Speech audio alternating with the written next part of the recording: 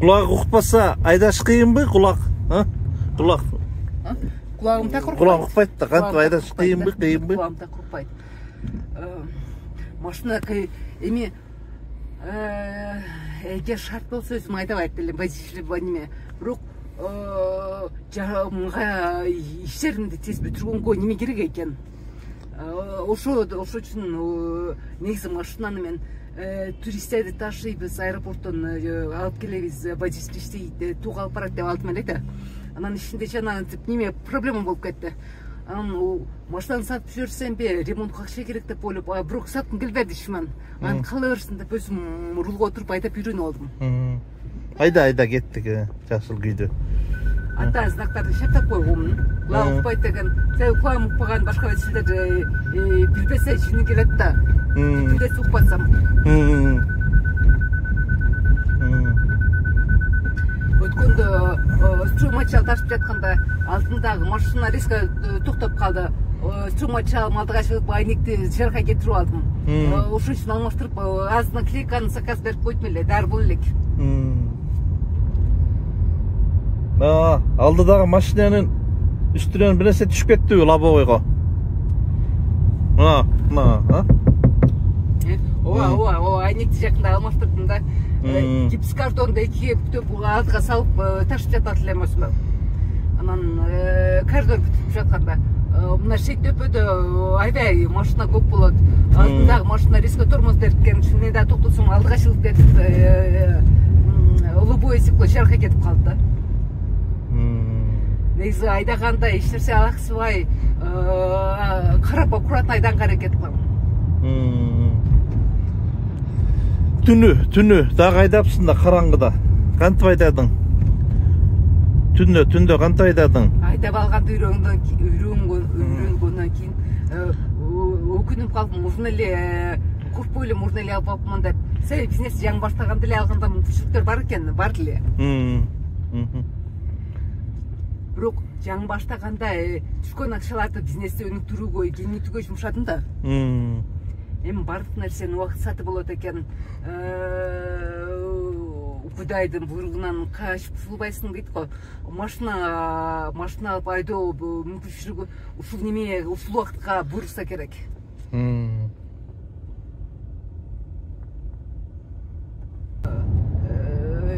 Жалпы туризмде иштедим. Негизи түшүнгөн кишиге туризмде жакшы акча тапса болот нерсе. Водительдер менен иштедим. Машинаны дагы ошондой туристтерди ташыйбыз, кызмат көрсөтөбүз. Аттанбап, сары челек бар. Ошону тандап алгам да.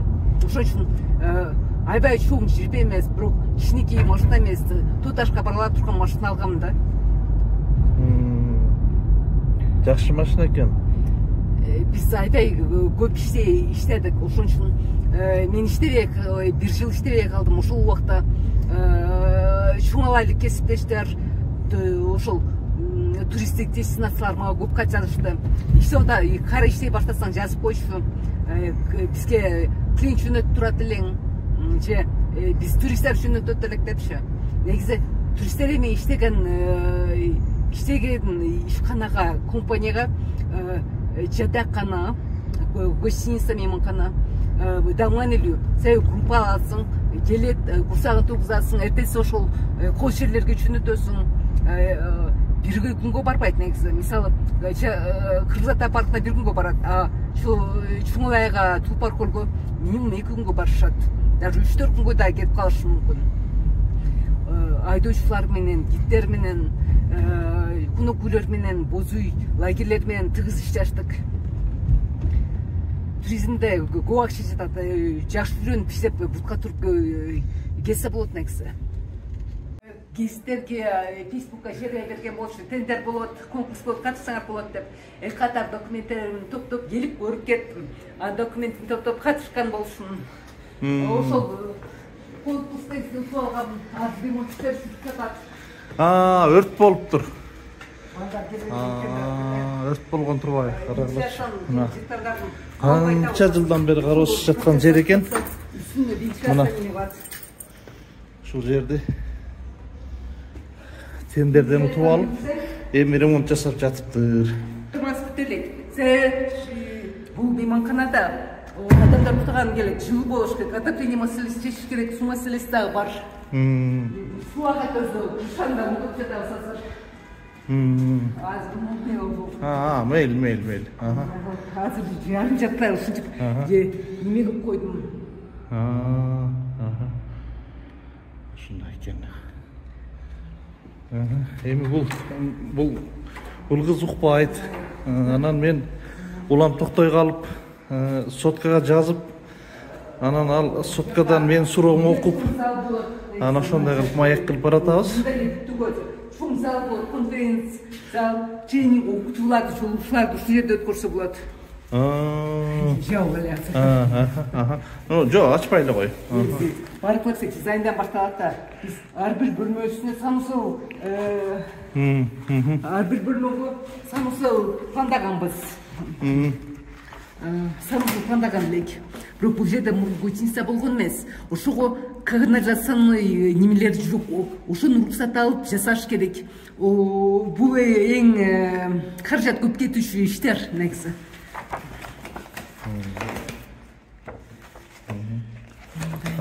Пландар ушундай болот экен да. Ишиң сапаттуу болсо, конок үзүлбөйт негизи. Ошон үчүн шашпай сапат жасаш керек. Азыр санузел жасаш керек азыр.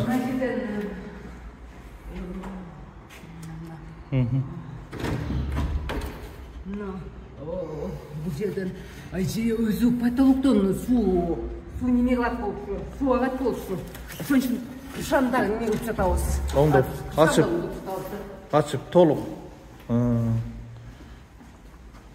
жерден мындай айнанда. Жакында мындай айнанда. Мына бияктан жам аккан экен. Бул жерде канча бала иштеп атат? Жалпы бөлмөбү? Жалпы 12 бөлмө болот. Бала сен бөлмө дейт. Канча бөлмө? Бир конференц зал, ал конференц залга 100 адам батат, 100 квадрат метр. 25, мисалы, группа келсе 25 адам жаткырса боло турган кылып пландап жатабыз да. Анан жакын жерде котельная дагы жок да.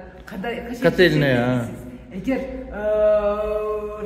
вокзал жетекчилери уруксат берсе, Бургас макул болсо мен газовый отопление киргизейин деп пландап жатам да. Ал эмеси менен жакшы. Аба ырайына карап, аба күн суук болсо, анда бөлмөңдү жылытасың. Эгер күн жылуу болсо, анда отопление өчүрүп коесуң болот. Анда дагы бир вариант, бул крышаларга күн панелдерин орнотуу. Ошол аркылуу да ишти жасаса болот да. Күн панелдерин кымбат да, күн панелдери кымбат. Күн панел панда бар. Мен азыр ушул канча акча каражат кетет, канча жылга кызмат кылат, канча убакытта өзүн актайт. Ошолорду көп издеп пландап жатам. Буюрса эмдиги жылы ошону ишке киргизем деп пландап жатам. Эгер каражат тапса буюрса. Assalamu alaikum. Атың ким? Мен атым Самат. Эже менен иштеп атат. Мен иштеп, ошол жерде ремонтун кылып берип атабыз. Эже жакшы эжеген, кичине жакшы иштеп кылат экен. Өзүм айып. Майып кичине. Ушул албет, укпайт экен, только жазып көрсөтөбүз бар нерсеничи. Ошо көп нерсени үйрөтүп неме кылат. Өз кандай, мисалы үчүн 6 сан амандар деле иш таппай жүрбөйбү? Бул эжеден сен кандай үлгү алдың? Эми көрүп, мисалы майып адам деле ушул нерсени кылып атат.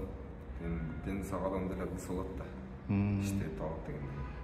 Сен өзүң дагы мындай бир ниет кылып атасыңбы, эжеге мындай арзаныраак кылып берип коелу, же бир жардам берип коелу, бир ишин жасап берип коелу деп атасыңарбы? Ошо арзан эле кылып, мындай эле күтүп берип атабыз. Анан кошумча иштер чыгып калат да, ошону айта бербей баарын элечи. Onu нерсе коем, айтпай деле күтүп коебуз. Молодец. Давай. Поддержка кылабыз. Файзуллаулы Кымбатбек. Ушул жерде мына эжеме Миргүл эжеме жардам берип колдон келишинче жардам берип атабыз. Эжемем ушу майтыгына карабастан ушундай аракеттерди кылып атат колунан келишинче.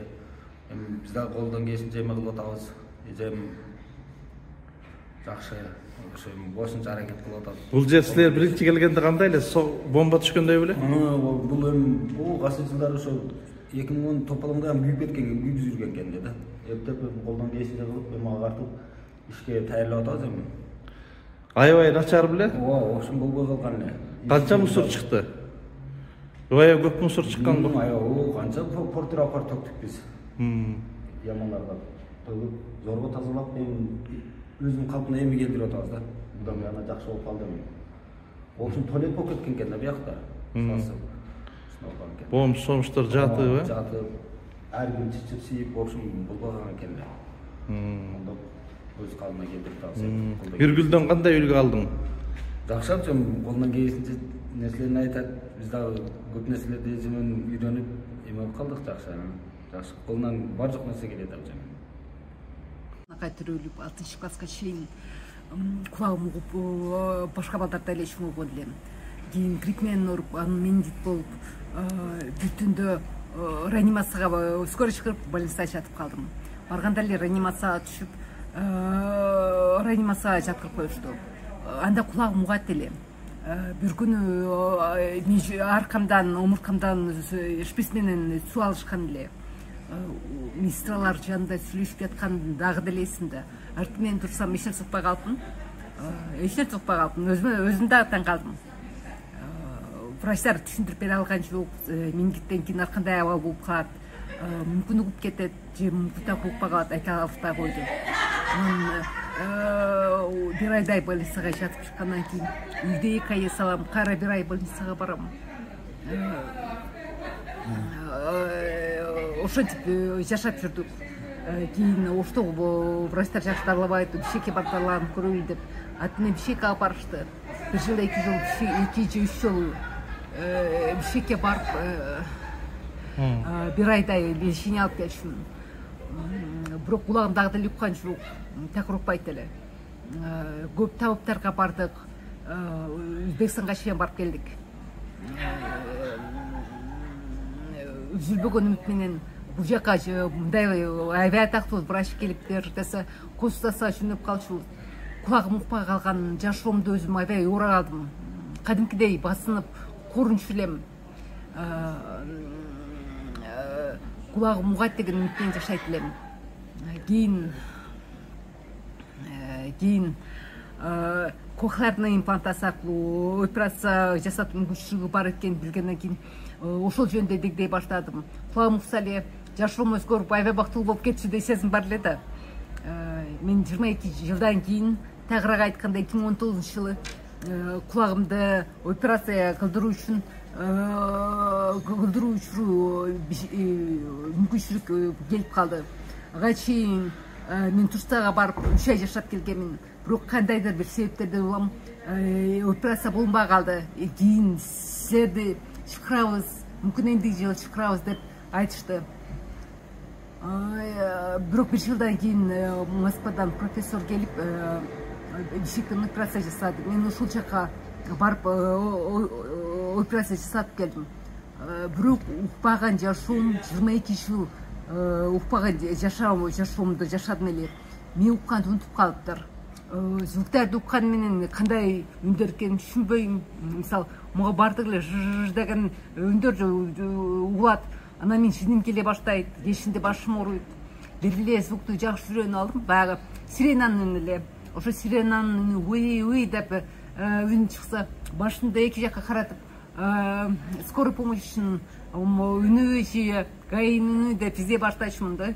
Калган үндөрдү түшүнбөй койдум. Анан аппаратында бузулуп калды. Ошол мезгил пандемия алдында эле биз бишекке жөнөттүк. Алар Алматыга, анан Германияга.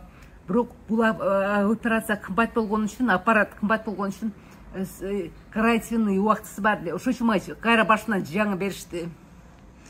Берген менен уга албай койдум. Бир жылдай тагынып жүрдүм. Бир жылда 2-3 жол бишекке барып келет элем. Настройка кылыш керек эле, судопедокмен занятие этиш керек эле. Анан жакшы уга албай койгон үчүн кийин тагынбай койдум.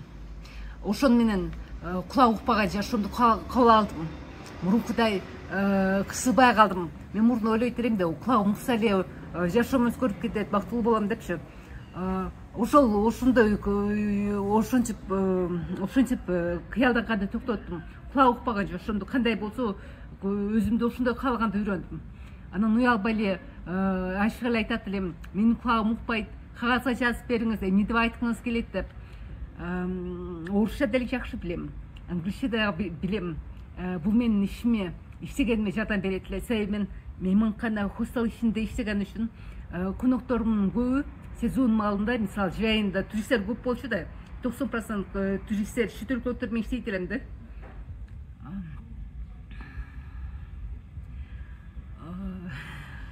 Англис Ал мезгилде ажым дагы акелерим дагы студент эле. Заман башкача эле да. Бул 1998 жылдар эле. Анан акем мага дем берчү, сен уксаң эмне жөнүндө кыялданасың? Дүйнөдө сонун университеттер бар. Парижде Сорбонна университет бар, Оксфорд бар, Кембридж бар, Гарвард бар. Десе ушундай сонун университеттер бар десе, мен ошолорду кыялдандым. Кулагым угуп калса, мен эмне иштейм? Кулагым угарына аябай ишенчүмүн да. Анан элдин баардыгы билимдүү болуп, англисче сүйлөсө, мен иш таба албай калышым мүмкүн деп ойлоп, өз алдымча китептерден аракет кылып үйрөнчүмүн. Ошон менен кийин хостелди баштаганда ошол үйрөнгөнүм пайдасы тийди. Мен анткили кулагым укпайт, жазып бергиле деп туристтерге ошентип неме кылсам, алар нормально эле, туура кабыл эле жазып түшүндүрүп сүйлөшчүбүз да. Ишиме пайдасы тийип жатты. Жаңы имарат алдым. Бул көлөмү жагынан да чоңураак, ошон үчүн иш дагы каражат дагы көбүрөөк кетип жатат. Бул ишкананы биз мамлекеттик жеке өнөктөштүк негизинде алдык. Жалпы 15 жылга алынып жатат. 15 жыл ичинде каражат, салынган каражат актап, мамлекетке дагы, жеке ишкерге дагы пайдалуу боло турган проект болду. Мамлекетке кандай пайда болот? Буга чейин бул жерде мейманкана болуш керек деп пландалган менен эч кандай мейманкана болгон эмес. Ошон үчүн отоплениясы дагы, суусу дагы, канализациясы дагы эч нерсеси жок экен. Анын бардыгын биз кылып жатабыз. Ремонт иштери, эшиктери, чатырын жаап, биз кийин таштап биз мамлекетке өткөрүп берип кеткенде, мамлекетке даяр бизнес калат. Абалы ремонт имараттын абалы ремонттон өткөн имараттын абалы ремонттон өткөн даяр имарат таштап кетебиз. Негизи имарат бар эле, просто каралбай калган болчу да. Жан жагында суулар агат болчу. Берилген жок негизи. Бул буш турган имаратты жеке ишкердин жардамы менен ремонттолуп, жеке ишкер дагы пайда көрөт, мамлекет дагы пайда көрөт. Мамлекет кандай пайда көрөт? Иштетип жаткан учурда биз ижара акысын төлөйбүз. Кийин ижара мөөнөтү бүткөндө биз даяр иштеп жаткан бизнести мамлекетке өткөрүп беребиз да. 15 жылга деген себеби мындай чоң каражат кеткен бизнесте өзүнүн актөө мөөнөтү бар да. Ошон үчүн 15 жылга алынды.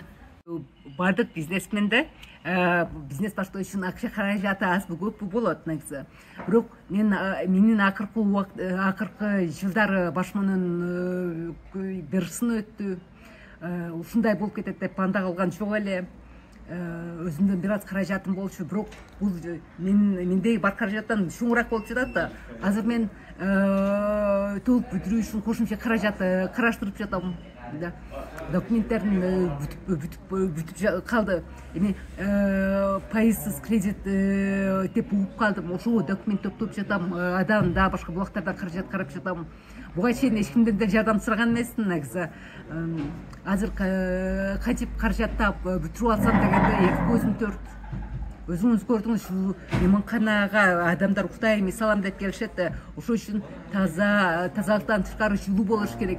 Бул жерде жылуулук маселеси да чечилет.